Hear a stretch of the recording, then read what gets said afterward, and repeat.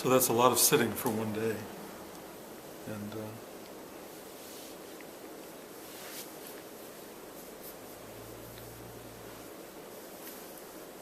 I've never fully understood the benefits of lots of sitting. But the nice thing about the second sitting of a day, especially after 2 days, is mostly people are too worn out to resist any of this. So they just sit. And that's good, because you just are. And that's all you need to be. There's nothing to do here. Just, trust me, it all works. It all comes through. It does its thing. You all sit better than ever when you're not trying to sit. It's always interesting to me when I often work with people and I come to them and they go, oh, he's working with me. That working with me thing is totally wrong. There's no switch to turn on or off here. It's just to be on, be available, be present, period. So I'm not going to do a talk unless it comes out of nowhere. But I really thought this is an opportunity to just chat, answer questions if anybody has them, and give you an opportunity to ask the things you've always wondered. What's it like winning the Oscar? What happens when you die? Whatever these questions are, everybody is full of questions. They never ask them during question period. They always take me aside afterward and ask the question. I see a finger, I see a hand, go for it. So, we're all going back to different spaces. And, it seems that one of the challenges of the spaces we go back to is that we kind of created a structure there. Hopefully the structure is expanding, and there can be other people there too.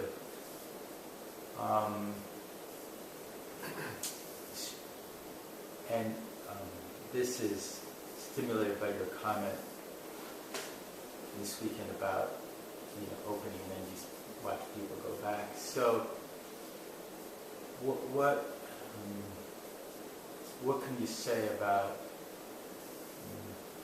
keeping the process going in a different space that has old stuff around, as it were? Watch yourself as you re-enter an environment. Be conscious. Be present. And what you will find most of the time, if you don't grab hold of the old patterns and the old habitual thinking process, is you will start to witness the world differently.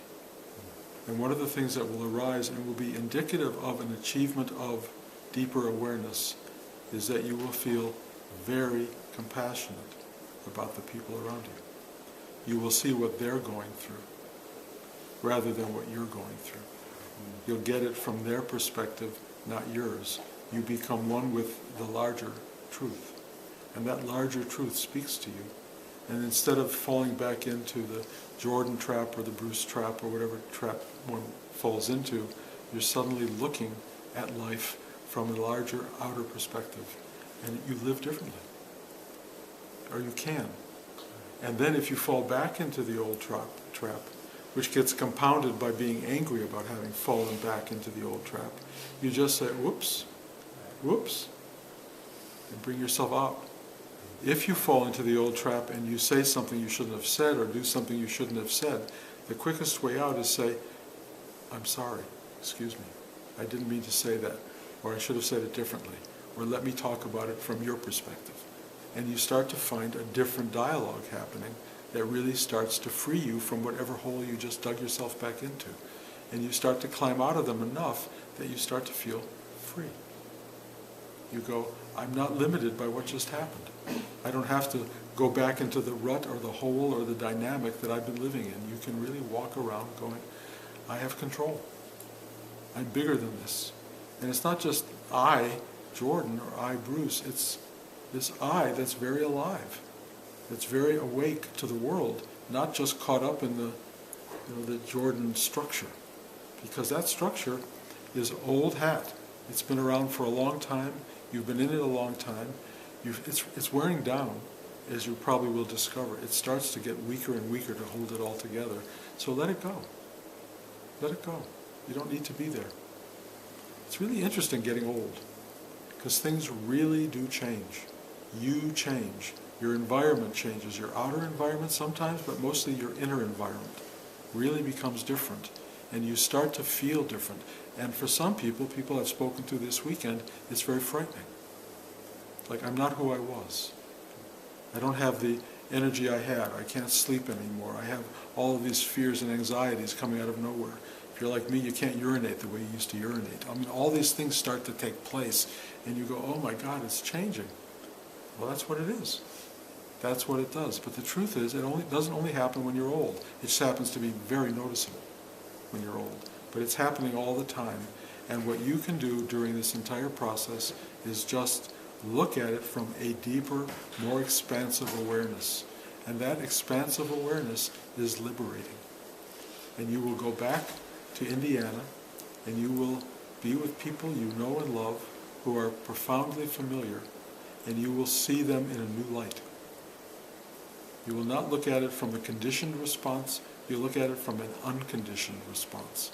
And that response will be deeply aware and deeply compassionate. Okay? It'll be a new life, really. Although it's the same life. I mean, the thing that keeps getting me all the time is I keep seeing stuff I've seen all my life, and I go, I've never seen this before. Truly. You've never seen it before. It's your old stuff, but you just look, oh. You see it from this perspective instead of this. It's like driving one way to work all the time. And then, the ride home, you see different things. This way is one set of issues, this way is another set. Change the perspective. And you really do go, wow, this is a ride I don't remember. And it's beautiful. It changes things. Okay? Well, what are the hand motions that's what you're doing whenever you're in that sort of state? They're called mudra. They're positions that you'll see on the Buddha's statues, Shiva statues. They're a very ancient kind of posing. But the pose creates energy, force, or sensation. And it's very subtle, powerful, and directive. It should be really important to you as a martial arts teacher, because you will discover as you start to work more and more deeply in all this, that all of these big motions have subtle inner motion that affect the entire alignment of your system and of the chakra system that we've spoken about. And so it allows energy flow that is very extraordinary and very pinpointed. I have no control over the mudra. It happens. I never started out to have or do mudra work. It just took place. But what I discovered as it was taking place is that it has enormous emotional resonance and spiritual resonance, psychic resonance, and I can enter into another person and I can touch part of their energy construct, not just their physical, biological construct, but their energy construct, and I can open stuff up, change the dynamic, alter a knot, untie a knot, and let something flow. I do not know how it works. I have never had a clue to it, but I can tell when it happens, and I believe you can tell when it happens. Something is different. It's like, it's a feeling. It's like, oh. And it liberates. It ultimately, over a period of time, frees you more and more, and the energy becomes very dynamic. It's not different than touch, but it's touch at a distance, and it's very subtle. And it touches pinpointed spaces rather than generalized spaces. I always, in my class, talk about the power of hand on the shoulder, or on the back, or on someone's head, just comforting.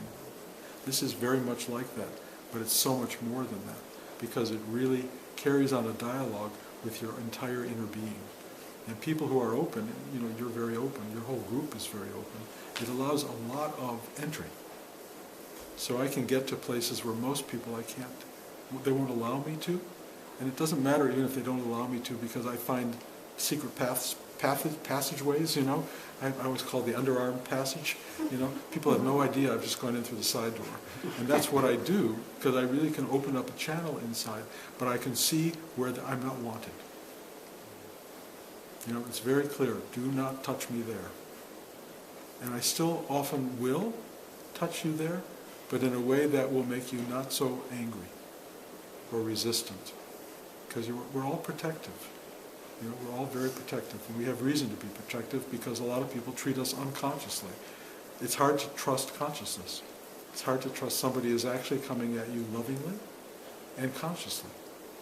But that's what happens in this situation, or with a teacher who has opened and surrendered to something larger. If it's a manipulative thing, and I've seen that happen, then you have to get an alert system inside that goes.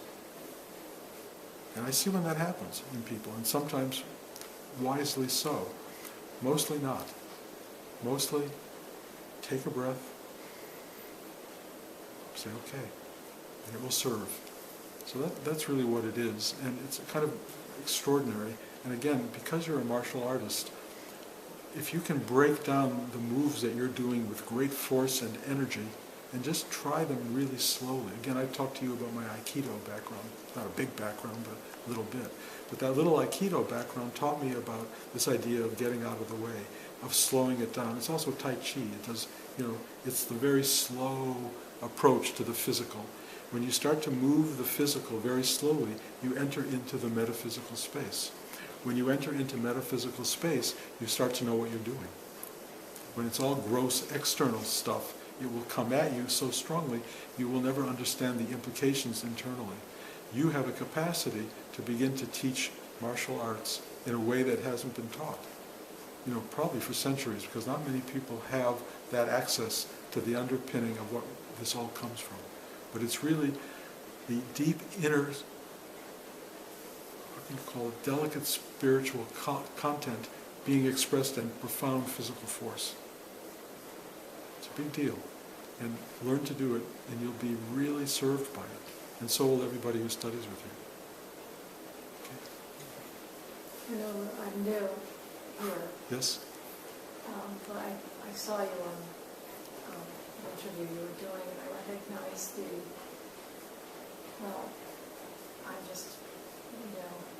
I noticed the gift.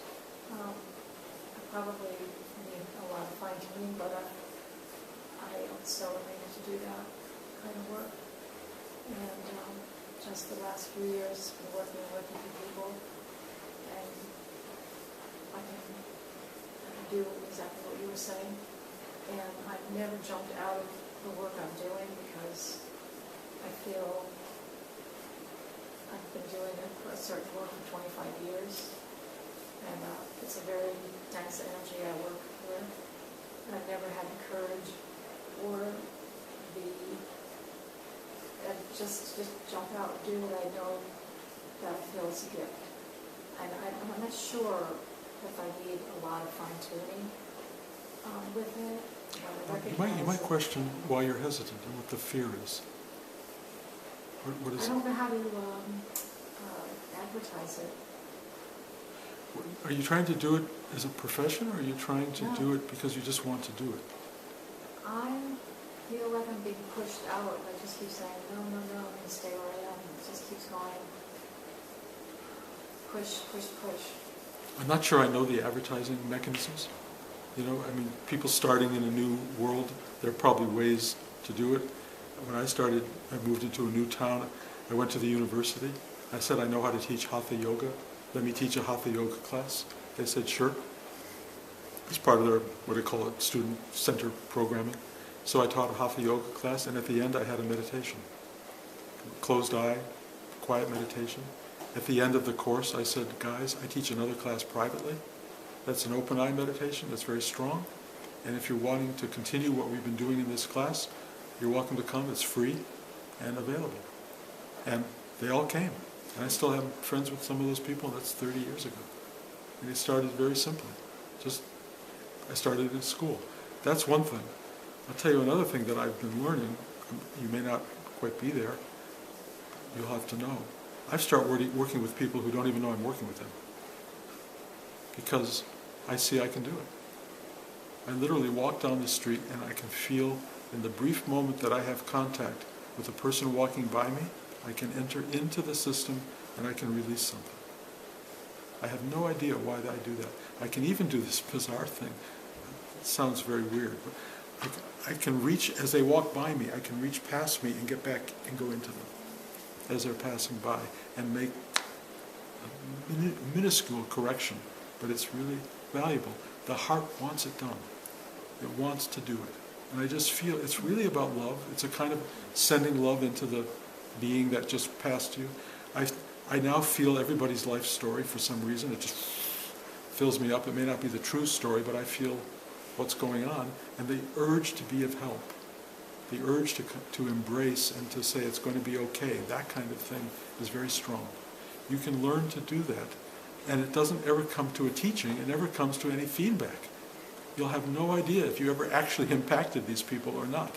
But you will feel something in you driven by some universal force that will in some way probably impact people. It's a kindness and a goodness. If it's anything beyond that, you'll be in trouble. Karmically, you'll be in trouble. But if it doesn't have anything to do with you, and you just become the vessel through which this emanates, great. So feel your way into it. Okay. I wanted to piggyback on what Jordan's question. I kind of have the opposite. So I feel really full from class, and then it's really great to talk to people, and I feel really open, and people look really beautiful when I'm talking to them. Like, this way I just feel really connected. And then I go home where I'm alone, and then the bad habit starts, I think, because like I don't know what to do with myself, like, and it feels weird to have like no stimulation. So like I get on the computer, for example, which is like the killer, right? But what am I don't know what to do. I have a number of friends who are very alone, and they've each found through aloneness how to have a life. And I've been very stimulated by what they do because, we all face the possibility of aloneness. And some are in it, some are edging toward it. You never know what will take place. Even if you're not alone in the world, many of us are alone in relationship. I'm in a 50-year marriage almost, but there's still aloneness. We all have it. And how do you find a way to love yourself, engage yourself, stimulate yourself into action, do something other than retreat from the world and retreat from your aloneness, and embrace the outer? How do you do that? I'm probably not the best coach for that because I haven't exactly had to do it, but I watch my friends and they have, one is an artist and she just draws all the time. She's also in AA. So she gets to one meeting after another all the time, and she talks to groups of people all the time about her aloneness and her, I am an alcoholic, they say. She hasn't had a drink in 30 years, but she's an alcoholic, and she finds a community. She joins a Jewish temple, and she's really involved in the temple, although they're not as involved in her as she would like. She just gives. And she finds a way to keep herself stimulated and engaged and involved in the world. She travels a little bit, she goes to places, and she goes to places and just rents a room in a hotel and just walks on the beach and takes herself to a movie and out to dinner and at the same place often, and we'll just start talking to the waiters and waitresses. I know it sounds a little bit lonely, but the truth is she's making a life for herself, and she always has her drawing, and her drawing is wonderful, just wonderful and enriching, and I've been very impressed by that. I have another friend, a very dear friend, who single man living alone, actually living in my house, although about to move, and he reads all the time. He is incredibly involved in reading. He took himself back to school. He got himself a degree in linguistics for no reason I could understand, and nothing he can do with it at all, but he loved linguistics. So he did that. and he's very, very, he loves television, and he loves all these amazing shows that are on television. He watches one after another, and he's created a life. He loves to cook. He makes himself wonderful meals. I'm throwing out pretty obvious things in a way, but he has made a life for himself, and he is not lonely or alone, and he's very engaging when there's people.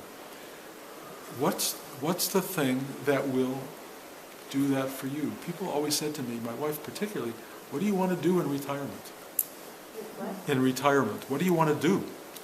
And I never had an answer. My dad had no answer for it, and it was really painful. He didn't know what to do with himself, and I, in a way, started going, I don't know what to do with myself. I didn't really know. And, I found, well, funny as it may be, my life is full every day without my doing anything. I couldn't figure that out. And then recently, I think I've talked about this, I've started to become a photographer. Came out of nowhere, truly out of nowhere. But I just was walking down the street, same streets around our house in San Rafael, and there was a huge, big, tall tree and these wires, and all of these crows sit up there, and from a very high distance, they just drop loads of shit all over the street, and it literally explodes everywhere. And I looked at it one day and I said, my God, this is a Jackson Pollock painting. And all I had to do was go click, and there I had a Jackson. It was beautiful. It's beautiful. If you don't tell people what it is, they're really awed by it. And then I started looking at the street and seeing things I'd never seen before. Just one thing after another. I started changing how I was seeing. And I started looking at cracks, at stains, oil spills, grates, signs, everything. And I started seeing it. And then the most amazing thing was when I took these pictures, I would manipulate them because I found I could.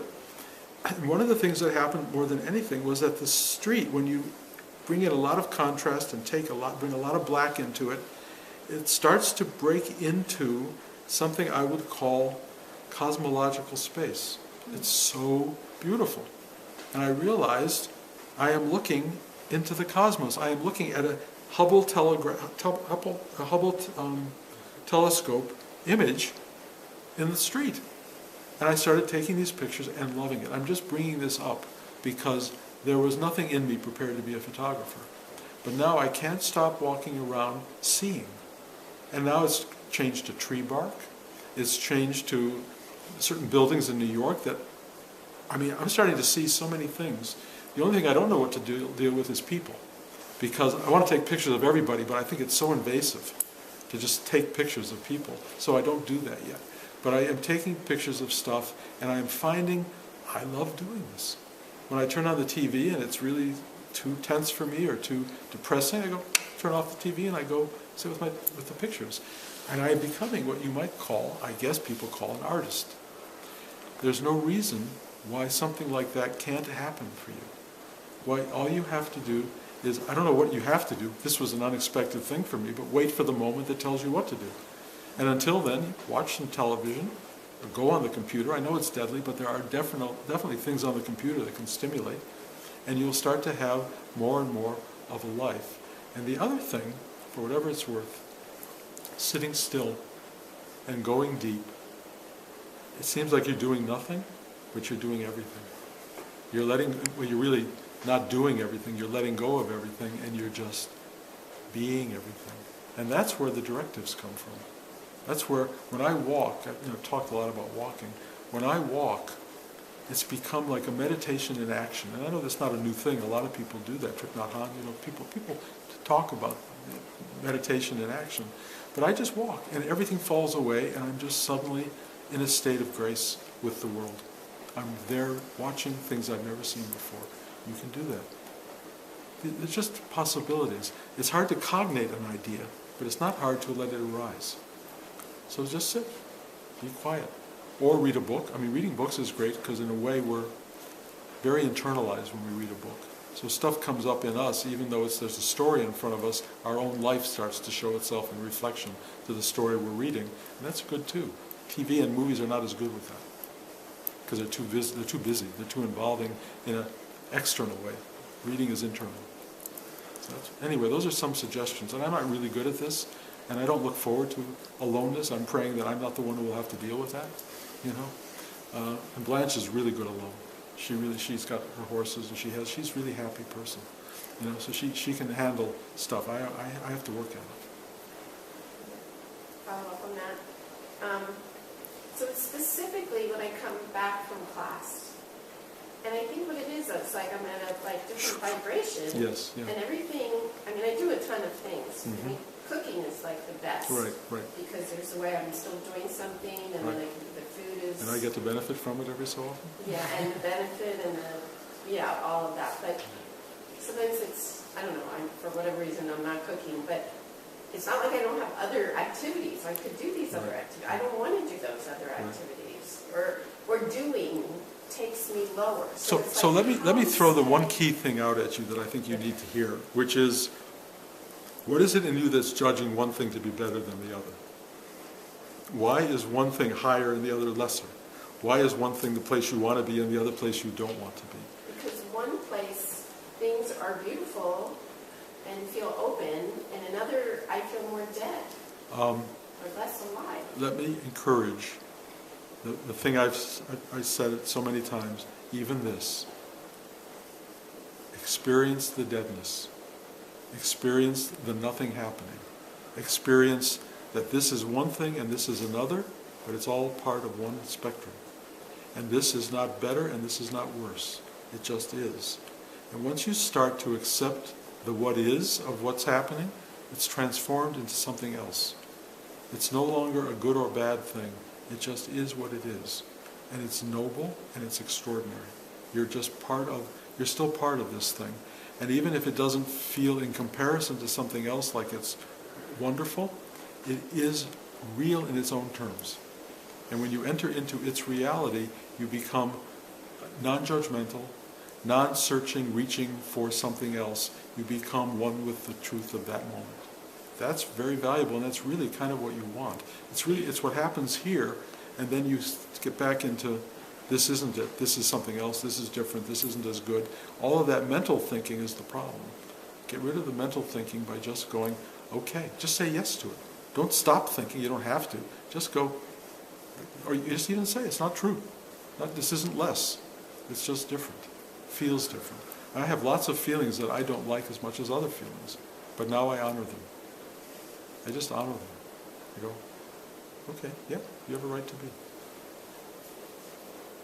I think everything in our world oscillates like on a sine wave. Yeah, absolutely. It does this, and at a certain point, maybe through meditation, maybe through divinity, you can raise your vibration to the point where you're kind of on a solid, just like a beam, like a laser beam, just with a very high vibration. But I think for the most part, there's the flow, the up and down, and for you maybe when you're feeling it down, it's just the downside and always it's going to go back up.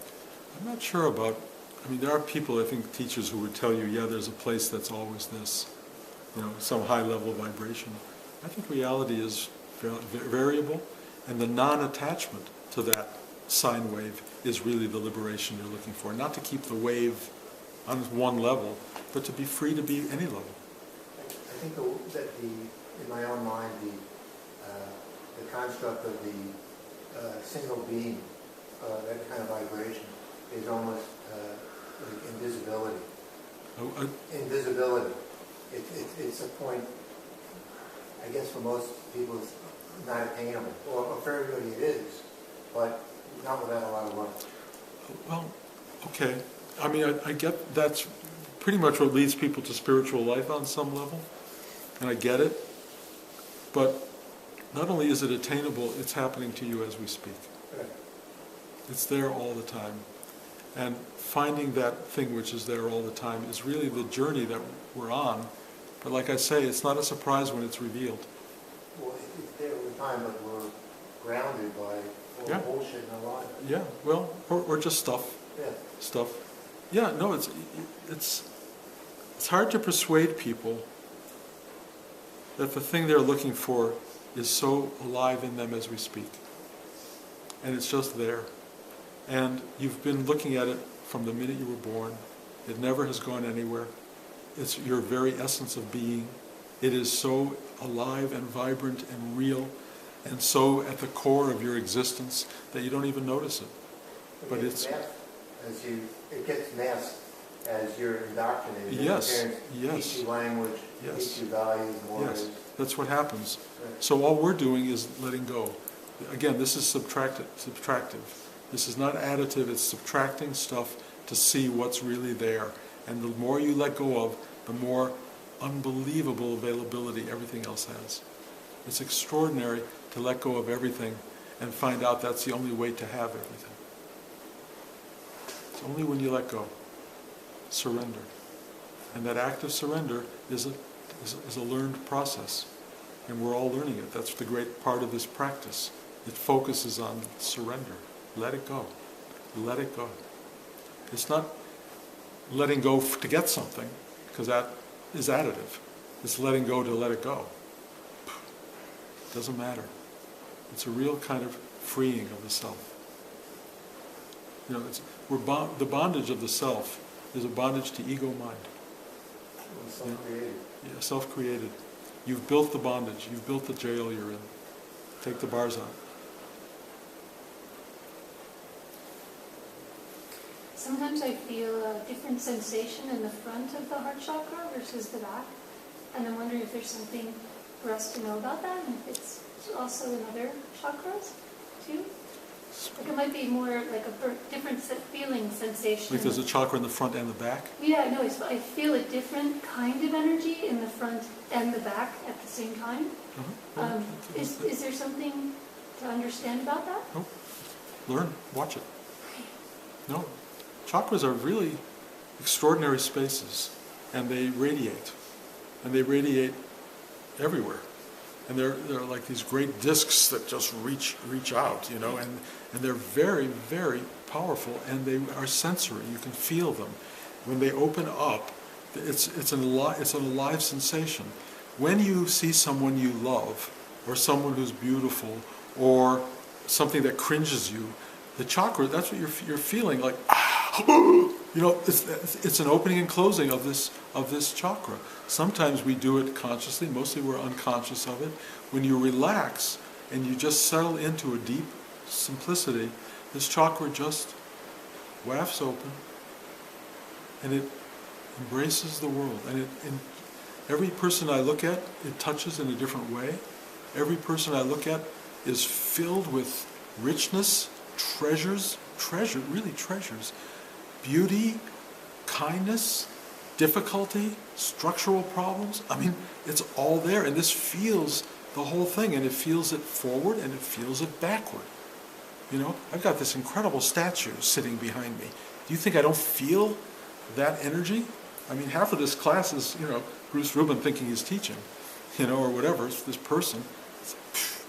It's energy. It's an energy system. You know, there's stuff working here.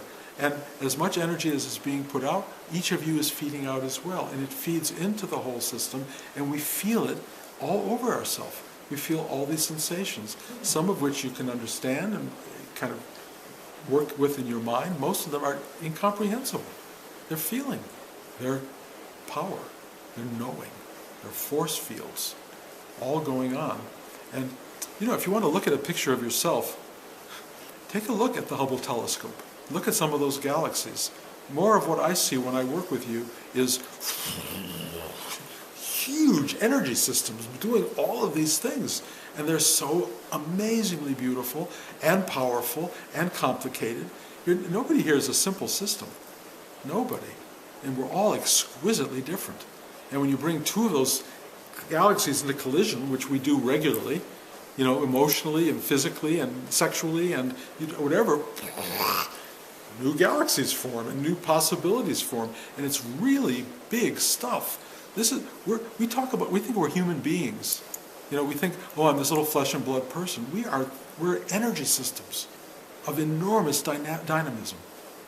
And the chakra system allows us to begin to experience these through thought, through expression, through feeling, through gut power, through sexuality, and then through this huge uprising energy that comes through the base of the spine and carries us out into infinite reality.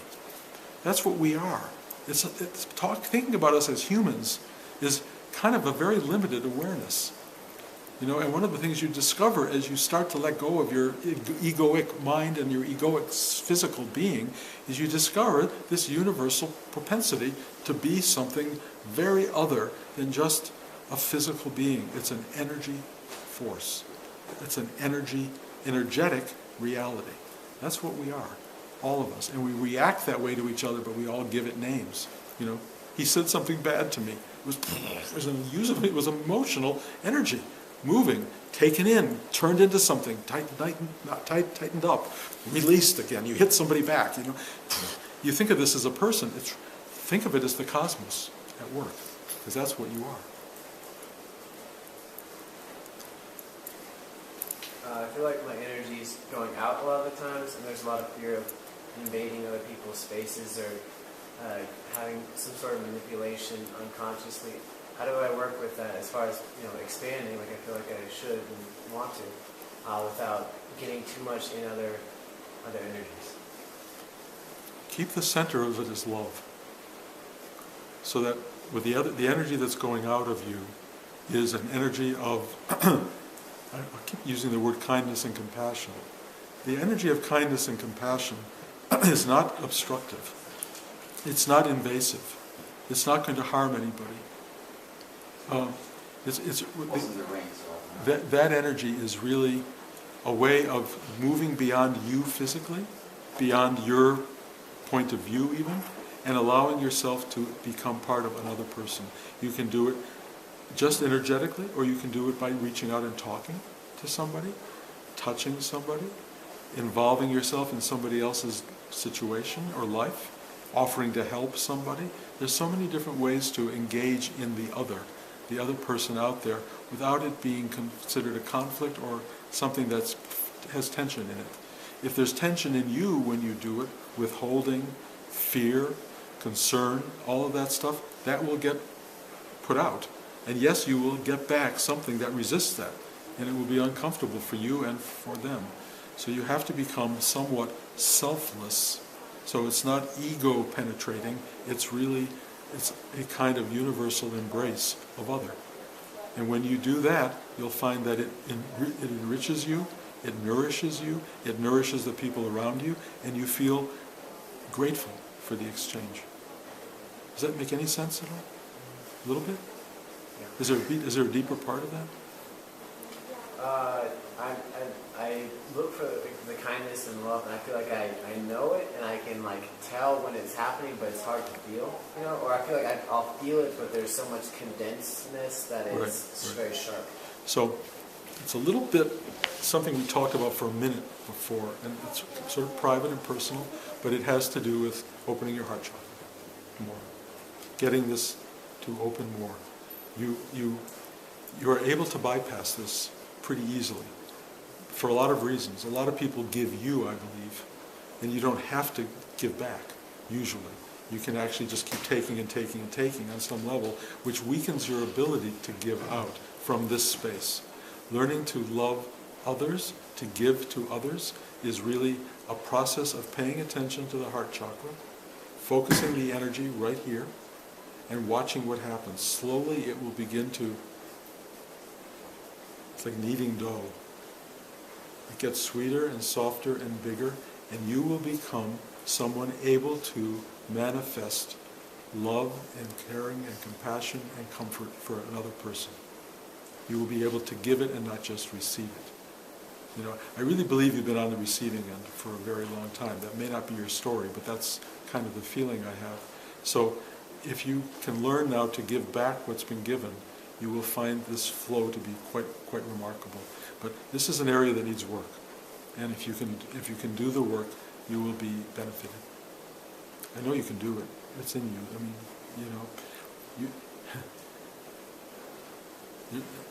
When I work with you, that's exactly where I'm. That's exactly where I go, and I watch your measuring me as I'm going inside.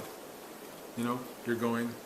Whoa, yeah, it's a kind of a hesitation, but you may remember there was an enormous entry point today, really enormous. That's going to work for you because it's going to start speaking to you from the inside out. It's going to open you in layers you won't even be aware of for a bit, and then you're going to find out that you have one of the biggest hearts imaginable. And it's going to thrill you and everybody around you. Keep at it. Okay. Anyone else? Is there a specific way you prepare to hold space for us when you sit? No. Well, I mean, like I said earlier, I don't have an on switch or an off. I don't have an on switch or an off switch anymore. I used to come and sit and align myself and do something. Now that's really not the case. It's really just showing up, just being here.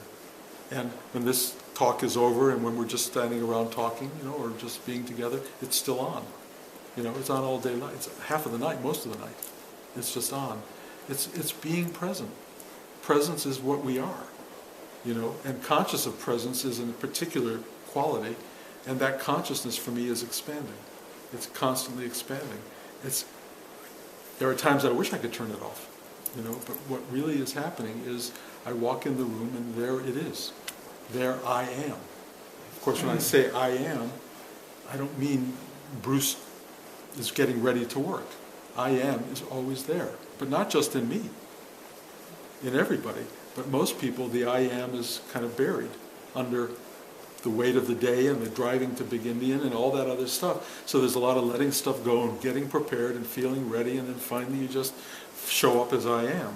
And there's nobody in this room who doesn't arrive there. There's nobody. Because I won't let them not get there. By that I mean, I'm going to love you into it.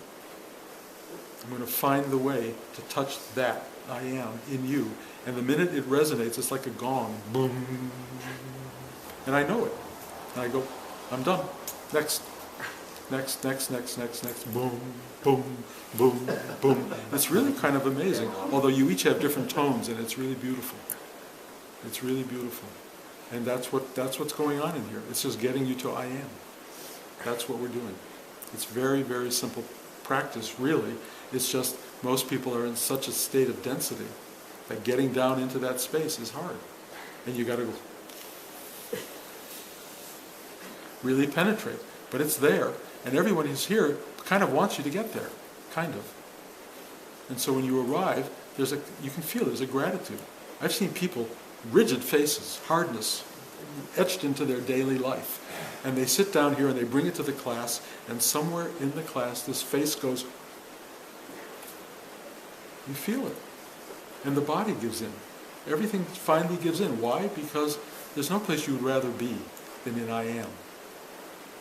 No place is better in the world. And that's why you can live alone and find I am and be content. Bruce, was I being too structured or rigid while working with you? No. No. If somebody was too rigid, I wouldn't be able to get in. And that doesn't usually happen to me. People can be rigid in some particular aspect. I don't feel that with you. But there's always a vulnerable spot. There's always a way into another person. And you present beautifully. You show up. What more can you say? You just make it easy. I just go, done. All right, thank you. Yeah, you're welcome. Anyone else? Last chance for wisdom and... I'd just like to thank you and Blanche for continuing the class from the East Coast and coming and showing up and making it happen. I don't want to. Truly. Nothing in me gets excited about coming to Big Indian. On the other hand, the resistance level is completely worn down, and I just go, this is what I do. You know what draws me here is that I love people. I love this. I love the group. I don't, you know my problems with Big Indian, and I think everybody has them. The porta toilets and all the stuff you got to deal with here. It's not a convenient space. But the universe, if you want to call it that, understands obligation, it understands connection, it understands love, and it brings me here and it makes it relatively easy to get here. You know, it's not that hard, and I'm grateful that I make it. But it is going against a certain amount of resistance, which I have learned over the years to not pay attention to. So I just have a final question. Two things. I just wondered if you saw anything I need to work on. I'd love to get the teaching. You need to be more comfortable in yourself. Yeah, There's an enormous amount of discomfort discomfort with you, yeah. and you struggle with that. And it's a waste of time, and you don't need to do it. But you're very held together. Let it go. Shake it off. Let it go. Is it more about the personality structure, that pleasing, the people pleasing thing? Or is it- I mean, you're answering your own question. I think Yeah. that's a big part of it. Yeah. You're held in check. You're not in relaxed mode. So, I can tickle you under the armpits a little bit. I can get in there a little bit. We've only met today, so it's new to me. Okay. But I can tell you there is a lot of holding, and that holding pattern is old. It does not reflect who you truly are, and that underneath this, you are just pure delight. Pure delight.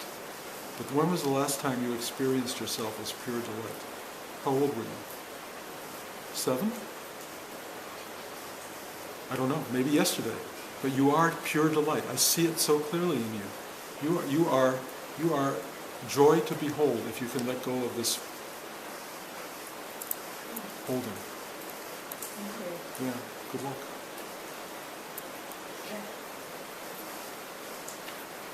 So in terms of your own spiritual growth, what was the most difficult thing that Rudy ever asked you to do?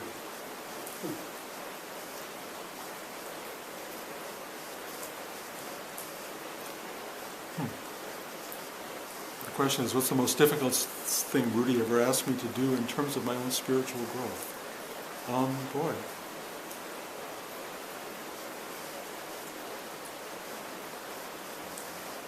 I don't have an answer to that. I mean, I asked Rudy if I could teach. He said, "You're not ready." That was hard. I didn't know when I would be ready. And he died before he told me I was ready. That was really difficult, because I felt I was born to be a teacher. And I think he felt that too. But he was not going to make me a teacher prematurely, because that can cause problems, as we have seen. So the not getting is probably the most difficult thing.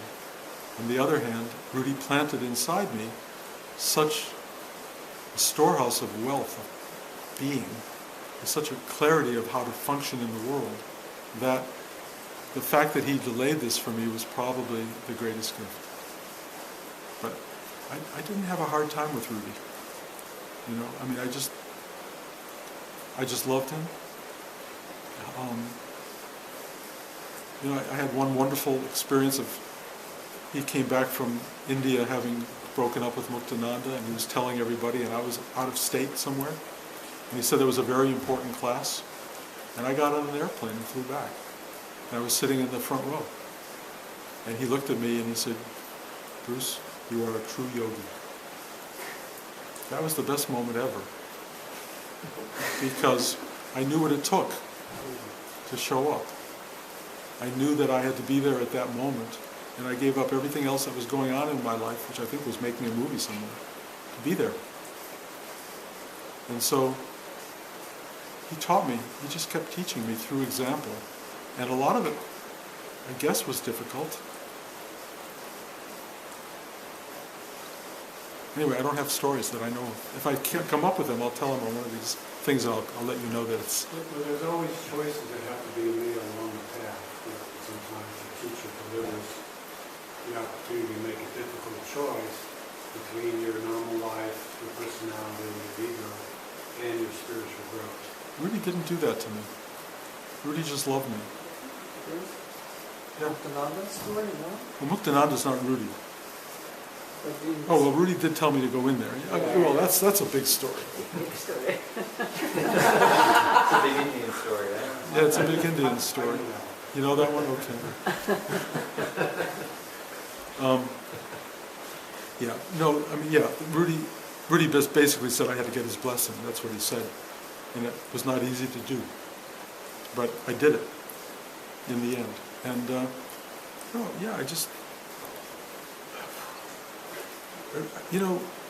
Rudy's teaching was,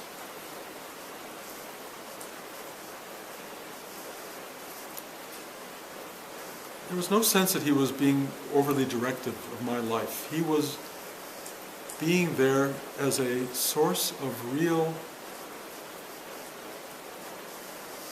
he called it reparenting. I hugged him once, and just with so much love, and he said, that's what love is. It's what you feel when you hug your mother when you're 4 years old. And he said, I'm reparenting you. And that's really what I got from Rudy. I was reparented. And I became a person that my parents were not able to make me into. They didn't have the skills or the insights. I had great parents. They weren't bad parents, but Rudy had to finish the work. And in a way, a good teacher finishes the work, in whatever way they can. Sometimes it's discipline and hard action, and sometimes it's big hugs. Whatever you need, whatever the student needs, a good teacher provides. And Rudy used to say to me, don't give them what you want, give them what they need. And that was very smart. And that's what I practice.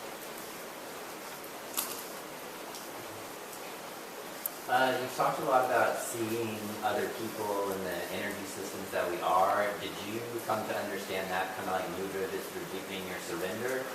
Or could you elaborate on that at all? Or am I just overthinking it? I'm not sure if I'm understanding it correctly, but the mudra work, everything has come out of letting go, of surrendering and just being, and then watching what comes of it. Mostly, when I sit still, I'm just still. And then I feel these things. I mean, you could probably watch it. You haven't been to enough of my classes, but usually somewhere my hand starts to rise, and I know the class has begun. And it's doing this thing. It's doing it now as we speak. And it's filling me with sensation. And it's directed at you. And you tell me what this has to do with you. I have no idea. This is like a weird, weird gesture.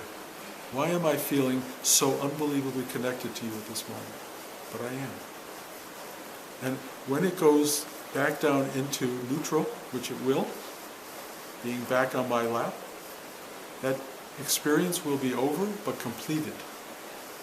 And something happened. And I could see it in your face that it happened. Who knows? What is this? I have no clue. There was a moment this morning on the set where I thought my hand wanted to come up, and I didn't allow it because it felt like it would be disrespectful. Thank you. That's really an interesting point. Hand movement is teacherly, and it is broadcasting. It's not usually receptive, although occasionally it will be, and then it won't be a problem. If somebody's hand is in receptive mode or there's a movement going on that I can feel is helping the energy get through, that's great. But the minute a student starts doing the teaching, then it's not that it's the wrong thing, but in a class situation, it obstructs the flow. So your response was right. When we tell people sit absolutely still for the class, there's a reason. There's absolutely a reason. When the time comes for you to teach, mudra may be a part of that, but I will tell you what happens. What I understand is when your hand starts to move as part of the class, it usually indicates to me that there's some healing propensity in you, that there's some capacity in you to help people through healing and feeling, touch. So that may be what's going on. I don't know. But you can watch that and see what happens. You may find when you shake hands with people or touch them in a certain way, there's a real transmission, if you will, or a connectivity, or a kind of generation of something that is passed between you. That's wonderful. Spiritual people have that capacity. It's one of the things we do. We can actually help people. And that's probably the best thing we do. We can be compassionate and loving and caring to the people around us. That's a good thing, because the opposite of that doesn't go down so well.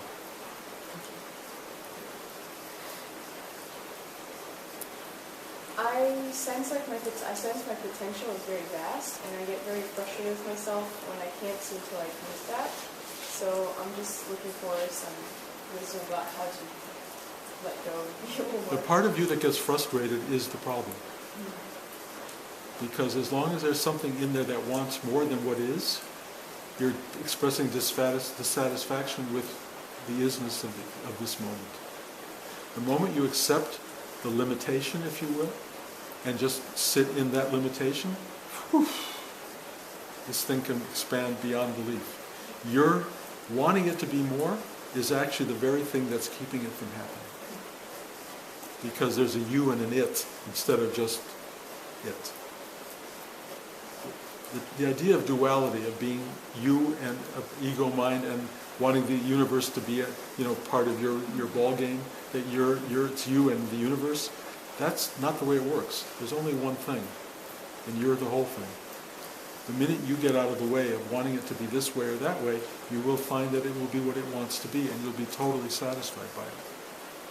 You will experience your vastness. You will, because you are vast. It's not like you want to be vast, you are. What's causing you not to be vast is wanting to be vast. Does that make sense? You're the problem. Really. Stop being the problem. Be vast. Just be.